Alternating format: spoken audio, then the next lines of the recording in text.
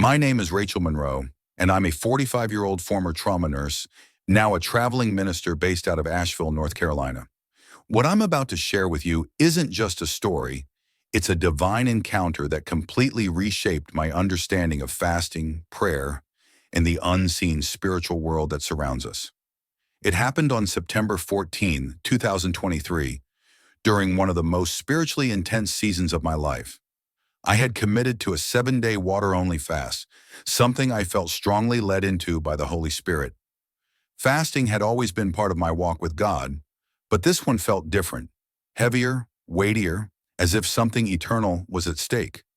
I couldn't explain it, but I knew I was being drawn into something beyond myself. That Thursday morning, I got up before dawn to drive to our early morning prayer meeting at church. It was 5:30 a.m., and the streets were still and quiet. What was unusual, especially for September in North Carolina, was the gentle rain falling across the city.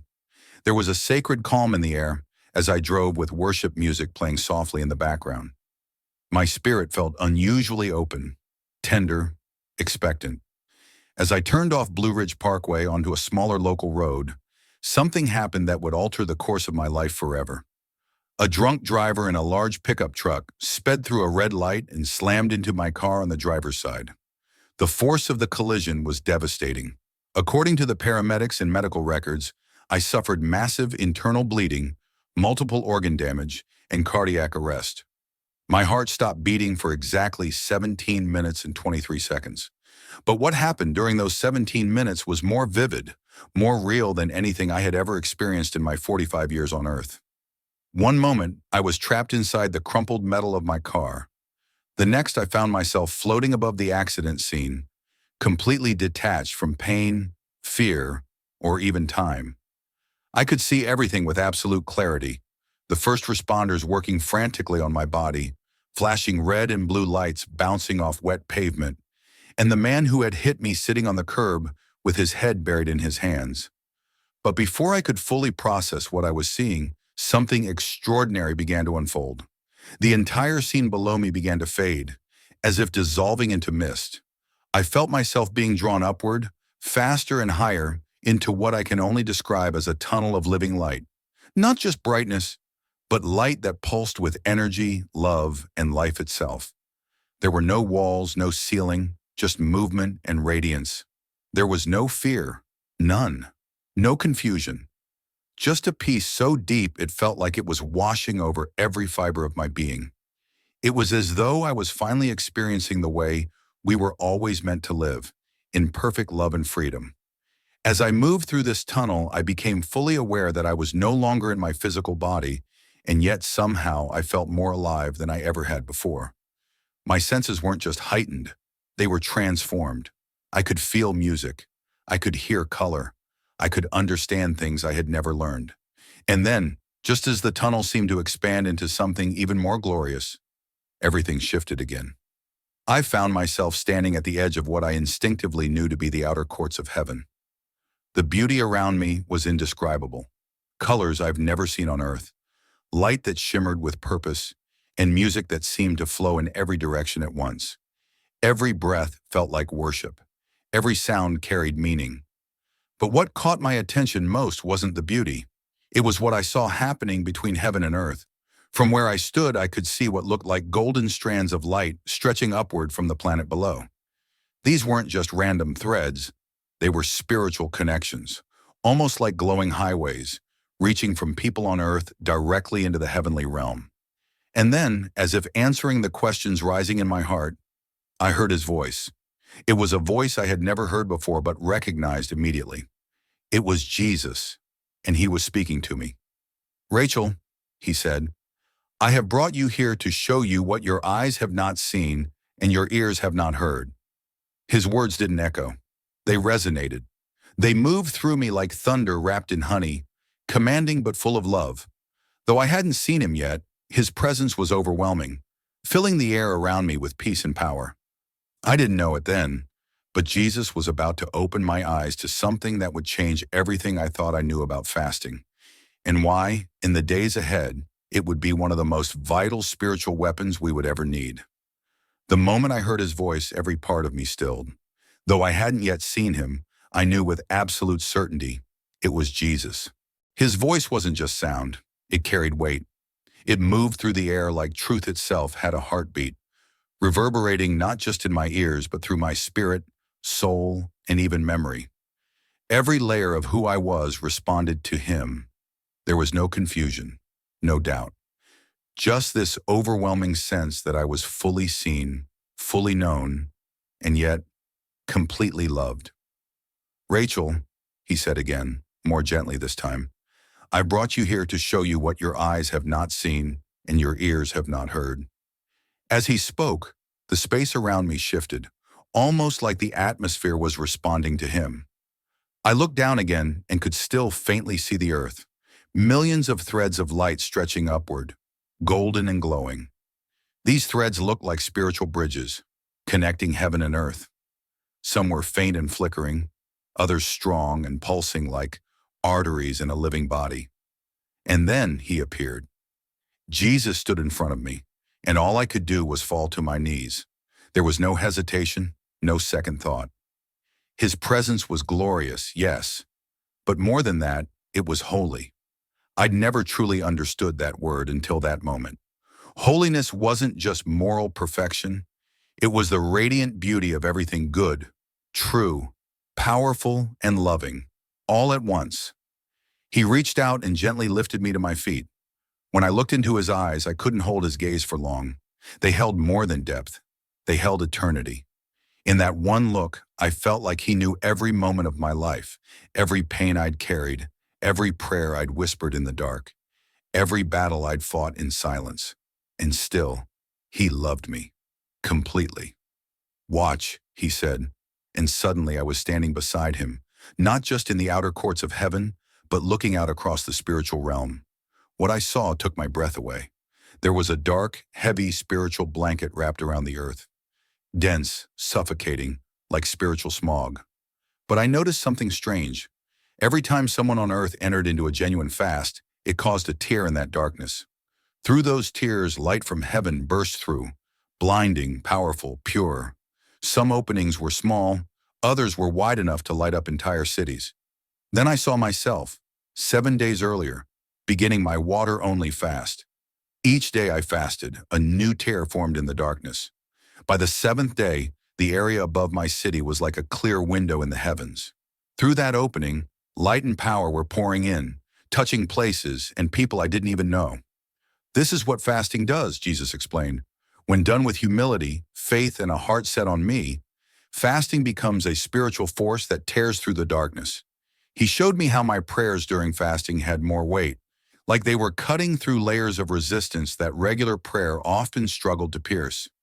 It wasn't that God wasn't listening before, but that fasting had positioned me to partner more directly with heaven. I watched as the golden threads from people who were fasting interwove with each other, creating vast networks of spiritual power. Some reached across continents. I saw a woman in Uganda fasting for her children, her prayers touching a young man in Chicago who didn't even know he was being covered. I saw teenagers in South Korea fasting for revival, and their prayers igniting breakthroughs in underground churches in Iran. "Many of my children don't realize the power they carry," Jesus said softly. "They fast thinking they are weakening themselves, but in the spirit they are being armed. They are rising." Then he pointed again to a small group of people gathered in a basement, fasting and praying together. I watched as their combined fast created a storm of light above their city. That storm began to push back demonic forces, clear spiritual debris, and create room for healing, repentance, and revival to move freely. "Corporate fasting," he said, "has exponential power. When my people fast together in unity, it sends shockwaves into the spiritual realm." But he also showed me something sobering. I saw people fasting out of obligation, pride, or tradition. These fasts emitted no light. They looked like hollow efforts, heavy, ritualistic, and empty of power. "The heart matters," Jesus said. "It's not about the act of fasting. It's about why you're fasting, who you're seeking." Then came something even more unexpected. He showed me what looked like a spiritual blueprint, a design woven into each human being. And I watched as fasting began to awaken dormant places in people's spirits, like spiritual DNA being activated. Their discernment sharpened, their authority in prayer grew, and their spiritual perception began to increase. Fasting isn't to change my heart, Jesus said. It's to change yours. It aligns you with what I'm already doing. His words rang out like a bell in my soul. Tell them, Rachel. Tell them what you've seen. And just like that, everything began to fade. The tunnel of light, the golden threads, even the courts of heaven. But his voice remained, echoing softly. This is only the beginning. The moment heaven began to fade, I expected to wake up in my body, maybe in a hospital bed or surrounded by emergency lights. But instead, I found myself in a new place. Jesus was still with me, but the atmosphere had changed. We now stood in what he called the halls of time. It wasn't like a library or museum. There were no walls, no ceilings. It was more like standing in the center of history itself. Scenes from past centuries played out in vivid clarity all around us, not just in sound and sight, but in spirit. It felt as if I could feel the heart of every moment. Jesus turned toward one of the scenes and said, "Watch." Before me stood Moses on Mount Sinai, weak from 40 days without food or water, yet ablaze with the glory of God. But this time I saw more than just the moment captured in Scripture. I saw what was happening behind the veil, in the spiritual realm. As Moses fasted, a massive pillar of light had opened above him. Through that opening, divine instruction poured out from heaven, writing the commandments not just on tablets, but into history itself. His fast created a space where heaven could touch earth, Jesus explained. Without the fast, the mountain would have still been there, but the glory would not have descended. Next, I saw Daniel, weeping and kneeling during his 21-day fast. He looked small, fragile, but above him, in the heavens, I saw something else entirely. Massive angelic armies were engaged in battle with dark spiritual rulers. Every prayer Daniel whispered added force to the angels' swords. His fast was tipping the scale in a war he couldn't see. I stood there stunned, realizing that these weren't just holy moments. They were strategic spiritual breakthroughs. Not because these men were trying to earn God's favor, but because fasting had given them access. It had aligned their spirits with the will of God in that exact moment in history. "Rachel," Jesus said, turning toward me, "I'm showing you this because the days you're living in are not ordinary. My church cannot win what's coming with yesterday's level of understanding." He then showed me a series of believers whose names I didn't recognize. Simple people, unknown to the world. A single mother in Ohio, a teenage girl in Kenya, a retired veteran in Arkansas. Each of them had undertaken a fast, alone, unnoticed. And yet, in the spirit, their obedience shifted entire regions. I watched how the darkness above their towns began to retreat. I saw how their families, once bound by generational curses, began to heal. I watched revival spread like wildfire, ignited by people who never stood behind pulpits, but who dared to fast with a pure heart. "It's not about platform," Jesus said. "It's about surrender." At that moment, I noticed something new. There were believers on earth who were trying to fast, but they were struggling. Their lives were weighed down by distraction, doubt, even fear of failure. I watched them begin fasts only to give up a day later. But instead of scolding them, Jesus looked at them with profound compassion. "The enemy fights fasting because he knows its power," he said. "He releases discouragement, busyness, even false teaching, anything to keep my children from discovering what they carry." He then showed me another layer to the war. When someone fasted sincerely, they became clothed in additional armor. Their spirit was wrapped in what looked like a divine fabric, glowing, sharp-edged, and unbreakable. Their prayers no longer wandered. Instead, they moved with laser-like accuracy, hitting demonic structures and strongholds with explosive power. But I also saw the danger.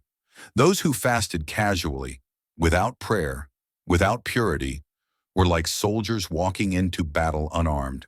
They opened themselves to attacks they weren't prepared for, not because God wasn't protecting them, but because they were fasting from the flesh, not for the spirit. "Protection is vital," Jesus said. "Stay under my blood. Fast with me, not just for me. Let my word be your covering." Then he showed me something I hadn't expected. the connection between fasting and spiritual authority. I saw a timeline laid out before me, and as a person fasted faithfully over the years, their authority in the Spirit increased, not because they earned it, but because they were entrusted with it. It reminded me of military rank. Each fast was like a step forward. Their words began to carry more weight. Demons responded faster. Breakthroughs came sooner. It wasn't pride, it was stewardship. Authority is not earned, Jesus reminded me. It's granted. But fasting positions you to carry it. I turned to look at him, my heart overwhelmed by what I'd seen. How many battles had been won in silence, in hidden rooms, by people no one ever knew about? How much of history had shifted because someone somewhere decided to say no to themselves so they could say yes to God? Rachel, he said again, you're not here just to witness. You're here to carry this message back. The time is short, and my people must be ready. As he spoke those final words, a soft wind began to rise around us. The halls of time started to dissolve, and I could feel myself being drawn away once more. But something had shifted in me. I wasn't just leaving with knowledge, I was leaving with a calling. By this point, I was certain the experience was coming to an end. But Jesus had one more revelation, something deeply personal and overwhelmingly sacred. The atmosphere shifted again. I was no longer in the halls of time. Instead, I stood in what looked like a heavenly observation chamber, a panoramic window into earth. I could see people praying, fasting, and worshiping in secret, private moments. And yet, here in the Spirit, those moments were anything but ordinary. I watched as a woman in Detroit knelt beside her bed with nothing but a bottle of water and her Bible. She whispered prayers between sobs, fasting not for breakthrough, but just to feel close to Jesus. As she lifted her hands, something began to rise from her room, a fragrant mist swirling upward into the heavens like incense. The moment it reached the throne room, I felt it, a surge of delight in Jesus' presence. "Do you see that?" Jesus asked, standing beside me. "That is the fragrance of fasting worship. When my children deny themselves in love, their worship takes on a new purity, a new sound. It creates harmony with heaven." As I watched, I saw worship and fasting intertwine, like strands of spiritual DNA, creating a melody that felt ancient and eternal. In that moment, I realized something I had never understood. Fasting is not just about power, it's about proximity. Jesus turned toward me and said gently, "Rachel, fasting creates space for my presence. It's not about earning anything. It's about making room. Room for me to move. Room for my voice to be heard. Room for my spirit to breathe through their lives." Suddenly I was shown a reservoir, a giant spiritual storehouse, filled with what looked like radiant water. Jesus explained that this was a picture of what happens when a person commits to a lifestyle of fasting and prayer. Every fast, he said, adds to their spiritual reserves. And in times of crisis, trial, or temptation, they will draw from this deep well. It was like spiritual preparedness. I saw people going through sudden loss, sickness, betrayal, but those who had fasted regularly weren't crushed. They bent, but they didn't break, because they had spiritual reserves built up long before the storm hit. Then Jesus brought me back to the golden threads, the highways of light I had seen earlier. He showed me how fasting doesn't just affect the person doing it, it affects entire bloodlines. "Watch," he said. I saw a young man in Texas fasting for clarity about his future. What he didn't know was that his grandmother, who had passed decades earlier, had fasted and prayed over her descendants, asking God to raise up someone in her family line to serve him wholeheartedly. Her prayers, now combined with her grandson's fast, had reopened ancient spiritual wells that had been buried under years of sin and compromise. It was as if fasting clears away spiritual debris, removing blockages that keep families and even churches from walking in their true inheritance. "Some of my children are fasting for things they don't even realize they're restoring," Jesus said. "They think they're praying for breakthrough in their own lives, but I'm using them to repair foundations from generations past." I felt a lump in my throat as I realized how deeply connected we are, not just to heaven, but to the legacy of faith behind and ahead of us. Then Jesus showed me something that took my breath away. I saw how one person's fast, done with humility and love, could become a spiritual bridge. These bridges weren't just symbolic. They were highways of light, connecting God's purposes across nations, generations, and denominations. Some bridges were narrow, others wide and well-traveled, but each one carried God's presence, power, and plan forward. Rachel, he said, I use fasting to build bridges that I walk across myself. Where there's been division, fasting can restore. Where there's been silence, fasting can reopen the lines of communication. I began to weep. Not from sadness, but from an overwhelming sense of awe. I had never realized how holy fasting really was. I had always seen it as a discipline, something I did to become more focused, more sensitive to God. But now I saw it as something far deeper, an invitation to co-labor with heaven. Finally, Jesus showed me one last image. It was a person fasting in total obscurity. No one knew, no one noticed.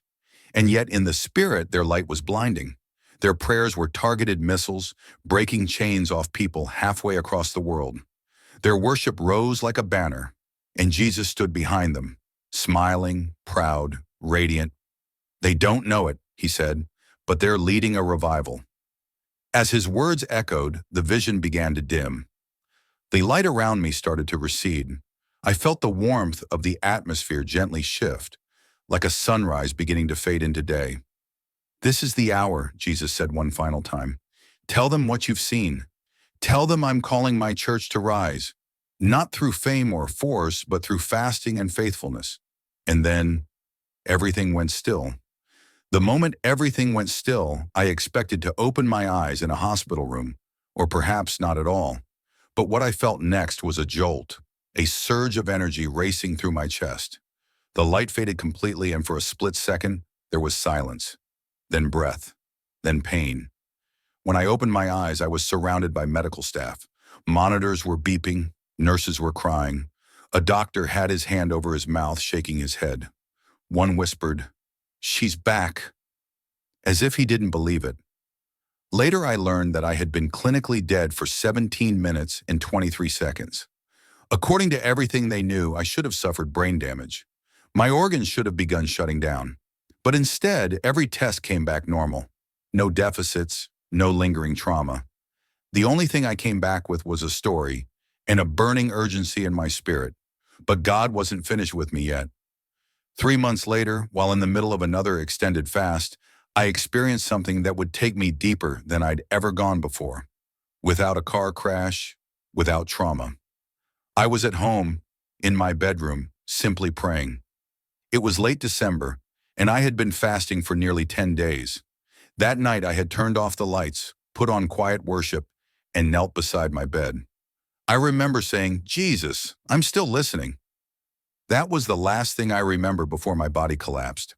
According to paramedics, my heart stopped for 4 minutes and 12 seconds. They called it an unexplained cardiac event. No warning signs, no pre-existing condition, just sudden arrest.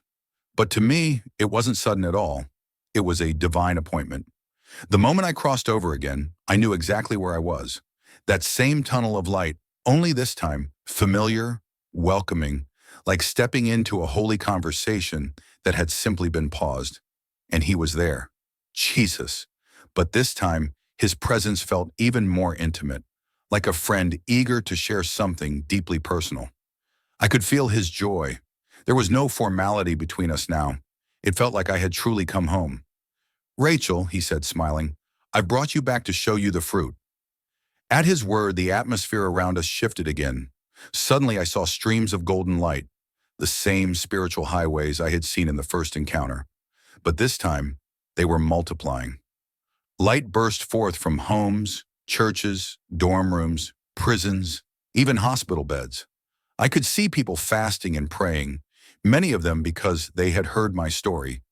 People were responding, and heaven had taken notice. Jesus gestured for me to look closer. I saw a young woman in Montana who had once been addicted to painkillers. She had begun fasting 1 day a week, asking God to heal her mind. Now she was completely free. I saw a pastor in Atlanta who had called his entire congregation to fast, and revival was breaking out. I saw a teenager in Indiana who had fasted for her father's salvation, and he had just surrendered his life to Christ. But what touched me the most was not the miracles. It was the intimacy. In each case, Jesus stood beside them, present, engaged, delighted. It was as though each act of fasting created a sacred space that invited him in. I could feel how much he cherished these moments with his people. "Do you see?" Jesus asked. "What I showed you wasn't just for you. It was for my church, my bride, my beloved. Every truth you've shared has planted seeds that are now bearing fruit." Then he showed me something that broke me. Each time someone acted on what they had learned about fasting, each time they turned down a plate, shut off a screen, or chose prayer over distraction, it sent a ripple into the spiritual realm. These ripples collided, amplified, and began forming what looked like waves of light, waves of revival, preparing the way for something even greater. "The days ahead," he said with tenderness, "will require my people to walk in levels of spiritual authority they've never known before." Fasting is not optional. It's essential preparation for what is coming. He then turned to me with eyes full of fire and love. I'll never forget what he said next. "Tell them again, Rachel, but this time, tell them as one who has seen the fruit. Tell them that I'm calling my church back to biblical fasting, not as religious duty, but as the doorway to the greatest outpouring of my spirit they've ever seen." And then, just like before, I was shown the people, ordinary people, becoming spiritual lighthouses. As they fasted, their light grew stronger. It spilled into their families, their communities, even nations. Demons trembled. Addictions shattered. Hope rose from the ashes. But through it all, Jesus kept saying, "Remember, Rachel, the power isn't in the fasting. The power is in me.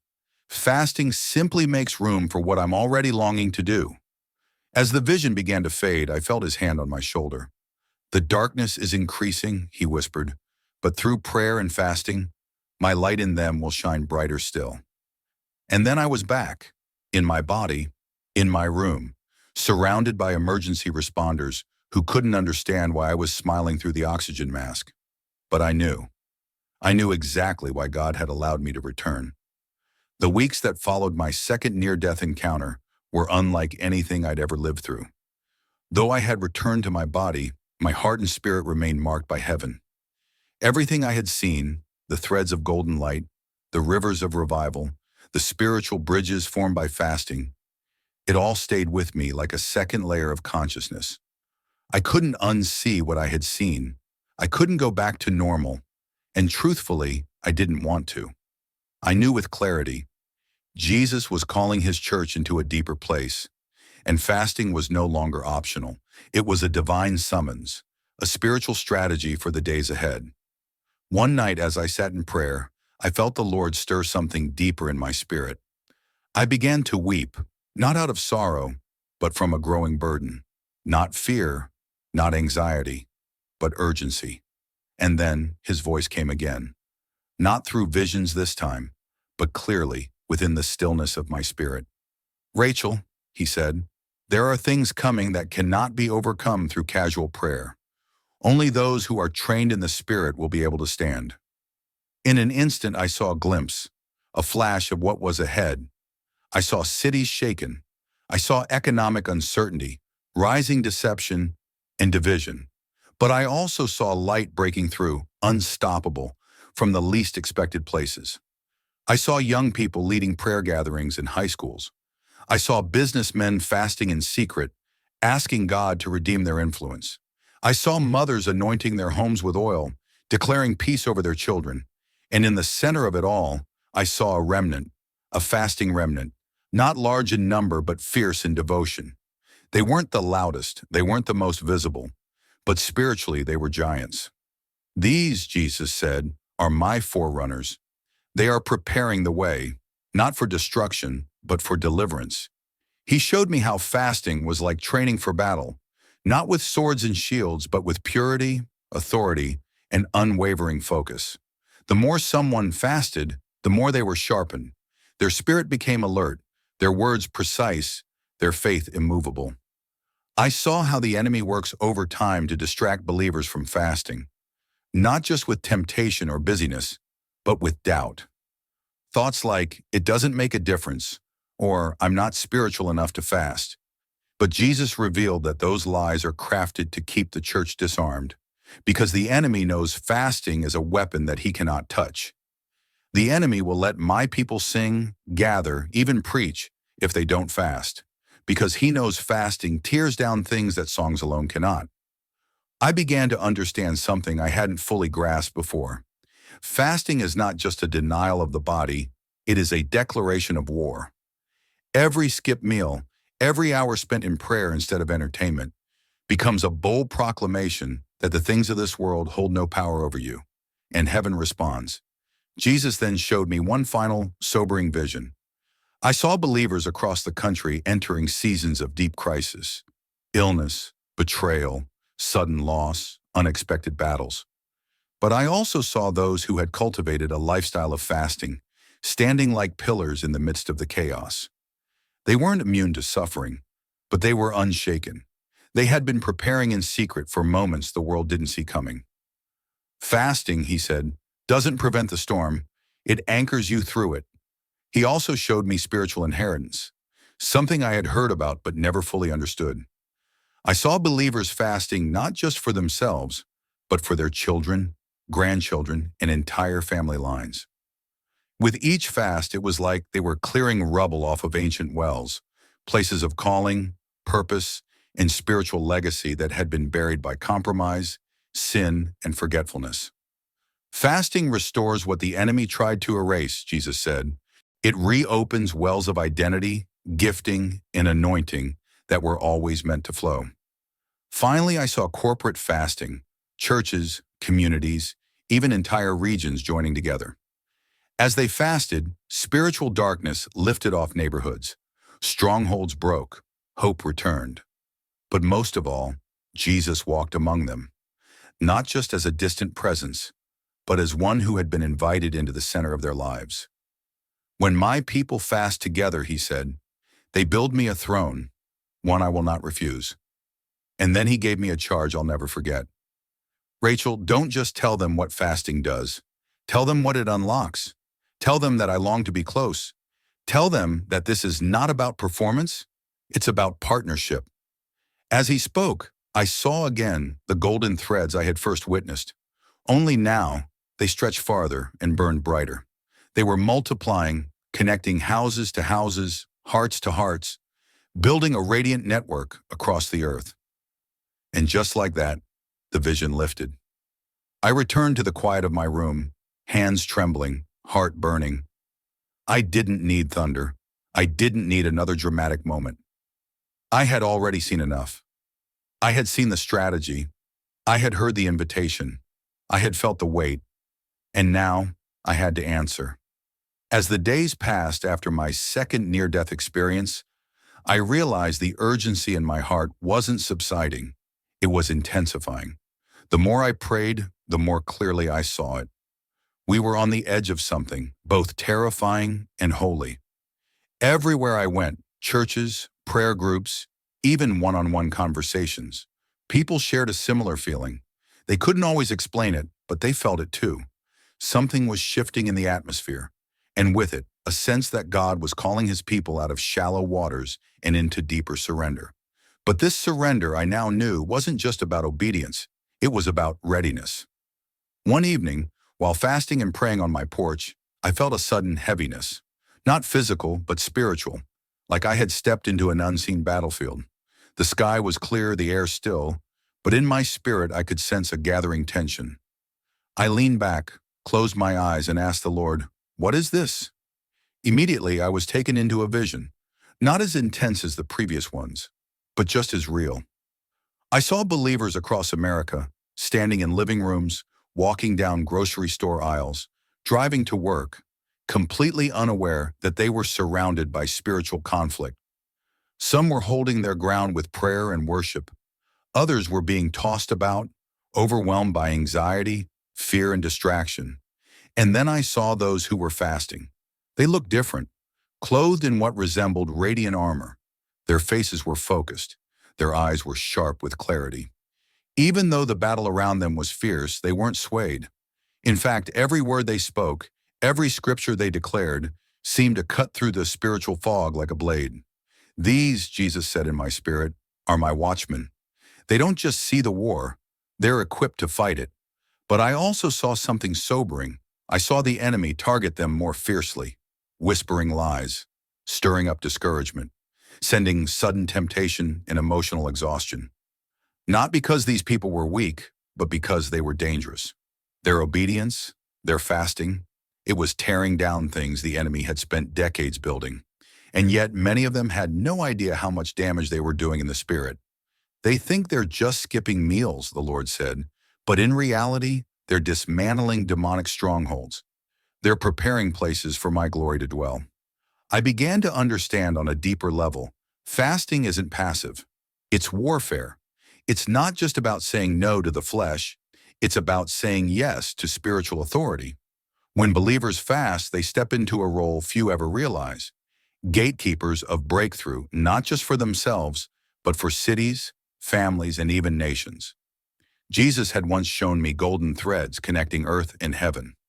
Now I saw another layer, dark cords rooted in addiction, bitterness, division, and fear.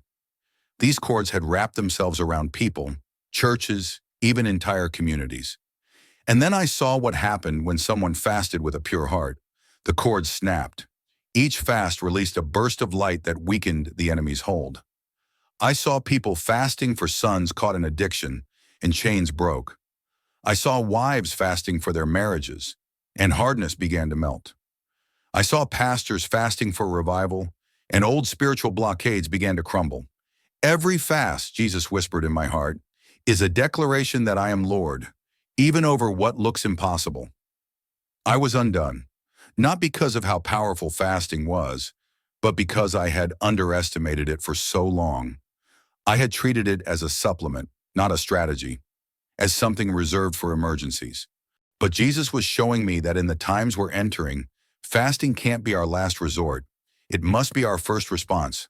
But there was another revelation still to come, one that caught me completely off guard. As the vision faded, I saw one final image, Jesus himself, kneeling beside a believer who was fasting in silence. The room was dark. The person looked exhausted, their body weak. But Jesus was with them, hands on their shoulders, whispering encouragement. "You're not doing this alone," he said to them. "You're partnering with me." And then I realized something I'll never forget. When we fast, we're not just giving something up for God. We're stepping into what he is already doing. We are joining Jesus in his ongoing ministry of intercession. He's not asking us to fast to prove ourselves. He's inviting us to fast so we can join him in breaking chains, restoring homes, preparing hearts, and releasing his kingdom on earth. I opened my eyes and felt the tears run freely. This wasn't just about discipline anymore. It was about divine alignment. We're not fasting to move God. We're fasting to be moved with him. It's been over a year now since that September morning when my life and death changed everything. Every time I tell this story, I'm reminded that it wasn't just an experience to remember. It was a message to deliver, and that message hasn't faded. If anything, it's gotten louder, clearer, sharper, more urgent. The revelations Jesus gave me about fasting weren't mystical souvenirs or personal encouragements. They were marching orders, for me and for anyone willing to hear. Because what's coming requires more than casual faith. It requires a prepared bride. One evening, while sitting quietly in prayer, I felt a weight settle on me again. Not fear, but reverence. I knew the Lord was near. No visions this time. No tunnel of light. Just a holy stillness. And then I heard him speak. "Rachel, the hour is later than they think." That phrase rang through me like a bell. I didn't need explanation. I had seen enough, both in heaven and here on earth, to understand what he meant. The world is shifting. The shaking has begun. And the question is no longer if the church will face hardship. The question is, will we be spiritually ready when it comes? Jesus continued, not with pressure, but with piercing clarity. "Tell my people I'm calling them back to biblical fasting. Not the kind done for attention, not the kind rooted in shame or legalism, but the kind that flows from love. The kind that says, I want you more than comfort, more than food, more than anything else." In that moment, I saw something in my spirit, a line being drawn across the church. Not a line of division, but of decision. On one side were those content with convenience. On the other were those willing to pay the cost of consecration. The days ahead, Jesus said, will not be won with words alone. They will be won by those who have learned to war in secret. I felt both the beauty and the burden of that truth. Because fasting is not glamorous. There's nothing impressive about denying yourself when no one's watching. There are no awards for private sacrifice. But in the spirit, it shifts everything. I'm not asking them to fast to earn my love, he said. They already have that, fully. I'm asking them to fast because I want to entrust them with my power. The weight of those words settled deep in my chest. So many believers are crying out for more. More of God's presence, more miracles, more authority. And he's willing. He's so willing. But the path forward is often narrower than we expect. Fasting creates that path. It clears out the noise. It softens the heart. It positions us to hear, to receive, to move when he moves. I've seen firsthand what happens when we step into this kind of alignment. Since sharing my story, I've received thousands of messages, not just encouragements, but evidence. A man in Oklahoma wrote to say he fasted for 7 days, asking God to restore his marriage. On day 6, his wife called, sobbing, asking for prayer. A single mom in Nevada shared how fasting broke a 15-year addiction to anxiety medication. No withdrawals. Just peace. A group of high school students in Florida started a weekly fast and now meet for prayer every morning before class. 2 of them have already led classmates to Christ. This is the fruit. This is what happens when we take Jesus at his word, not just in belief but in lifestyle. And yet the fruit isn't the goal. He is. The nearness, the presence, the communion. There is nothing that compares to the intimacy that grows in the soil of sacrifice. Fasting isn't just about revival out there. It's about revival in here, in our hearts. As I close this chapter of my story, I'm not claiming to have mastered fasting. I'm still learning, still growing, still trembling at what God is asking of me. But I do know this: he's worth the cost. And if you're reading this, if you've felt that same pull, the one you can't quite explain but can't ignore either, then I believe this message is for you too. Jesus is calling, not to performance, but to partnership, not to legalism, but to love-driven obedience, not to earn power, but to steward it. He is calling his church to rise up in secret places, to build altars in living rooms, to shut off distractions, and to sharpen their swords through fasting and prayer. Because the light in you was made for dark days. And those days are not coming, they are here. But so is he, so is his grace, so is his glory. And through the fire of fasting, his bride will shine. It's hard to put into words what it feels like to walk through death twice and return not with fear, but with purpose. Every part of my journey, from the crash to the light, to the voice of Jesus, to the visions of fasting and spiritual warfare, wasn't just for me. It was a revelation meant to be shared, passed on, lived out. And now, after months of praying, fasting, and telling the story over and over again, there's still one truth that burns in my heart. The invitation still stands. God's invitation isn't only for the strong or the perfect. It's not for the religious elite or those with influence. It's for the hungry, the desperate, the ordinary people with an extraordinary yes. One morning not long ago, I sat alone in my kitchen with a cup of coffee and my Bible open. The sun was rising over the Blue Ridge Mountains, casting a golden haze over the trees outside.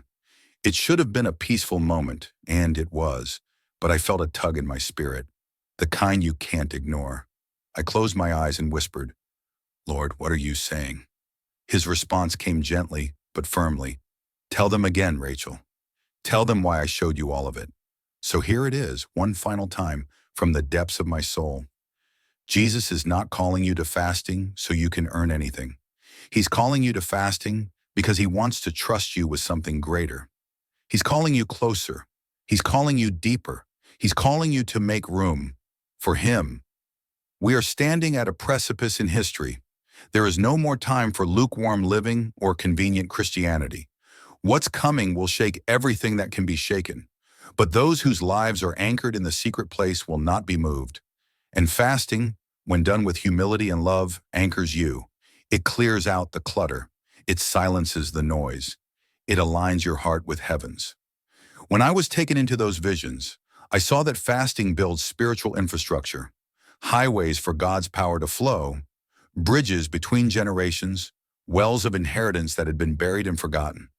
I saw ordinary believers tearing down demonic strongholds with whispered prayers and skipped meals. I saw moms, students, pastors, janitors, and business owners becoming spiritual architects of revival through hidden obedience. But perhaps the most powerful thing I saw was the delight in Jesus' eyes. Not because of the sacrifice itself, but because of what it meant. His children wanted him more than anything else. If you've made it this far in the story, I believe it's because God is already stirring something in you. Maybe you've tried fasting and failed. Maybe it's always felt intimidating or confusing. Or maybe you've fasted before, but it's become mechanical, disconnected from relationship. Wherever you are, I want to tell you this. He's not disappointed in you. He's not tallying skipped meals or checking off boxes. He's simply asking, will you make room for me again? This isn't about formulas. It's about friendship. Start small. Fast one meal and spend that time with him. Fast social media for a day and listen for his voice. Fast your comfort zone and pray bold prayers. Whatever it looks like for you, the point is this: say yes. Because here's the truth I've come to realize. Fasting is less about going without and more about going within. It's a sacred invitation to recenter your soul around the one who matters most. And in these days, when chaos is louder than ever, when truth is under attack, when hearts are growing cold, fasting is fire. It purifies, it sharpens, it prepares us not just to survive, but to carry glory. Before the final vision ended, Jesus said something I'll never forget. Rachel, the darkness will grow darker, but my light in them will grow brighter still. Fasting is how they tend the flame. That's what this is really about. Tending the flame. Not earning power, but keeping the fire of love burning in a world that desperately needs light. So here I am, telling you one last time. He's calling, not to duty, not to guilt, but to intimacy. He's calling you to fast, not because you have to, but because there's more of him waiting on the other side of your yes. Say yes. If this testimony stirred something in your spirit, don't walk away unchanged.